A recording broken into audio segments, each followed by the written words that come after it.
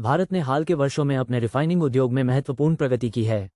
ये देश अब दुनिया के सबसे बड़े रिफाइनिंग उत्पादकों में से एक बन गया है। भारत की रिफाइनिंग क्षमता में वृद्धि ने इसे वैश्विक ऊर्जा बाजार में एक प्रमुख खिलाड़ी बना दिया है। भारत का रिफाइनिंग उद्योग न केवल घरेलू मांग को पूरा करता है, बल्कि यह अंतर्राष्ट्रीय बाजार में भी महत्वपूर्ण भूमिका निभा रहा है। भारतीय रिफाइनरियों ने हाल ही में कच्चे तेल की कीमतों में उतार चढ़ाव के बावजूद उत्पादन को बनाए रखा है। इस स्थिति ने भारत को स्विंग उत्पादक के रूप में स्थापित किया है, जिसका अर्थ है कि यह वैश्विक मांग के अनुसार अपने उत्पादन को समायोजित कर सकता है। भारत की रिफाइनिंग क्षमता में वृद्धि का एक मुख्य कारण देश में निवेश का बढ़ता प्रवाह है। कई अंतर्राष्ट्रीय कंपनियों ने भारतीय रिफाइनिंग क्षेत्र में निवेश किया है, जिससे तकनीकी उन्नति और उत्पादन क्षमता में वृद्धि हुई है। भारत की रिफाइनिंग उद्योग की सफलता का एक और पहलू यह है कि यह ऊर्जा सुरक्षा को बढ़ावा देने में मदद कर रहा है। भारत ने अपने कच्चे तेल के आयात को विविधता प्रदान की है और अब यह विभिन्न स्रोतों से कच्चे तेल की खरीद कर रहा है। इससे देश की ऊर्जा सुरक्षा में सुधार हुआ है।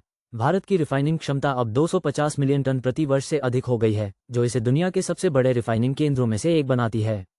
इसके अलावा भारत ने अपने रिफाइनिंग उत्पादों का निर्यात भी बढ़ाया है, विशेष रूप से एशिया और यूरोप के बाजारों में।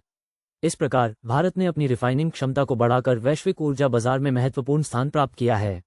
ये स्थिति न केवल भारत की आर्थिक वृद्धि में योगदान कर रही है, बल्कि ये देश के ऊर्जा सुरक्षा लक्ष्यों को भी पूरा करने में मदद कर रही है।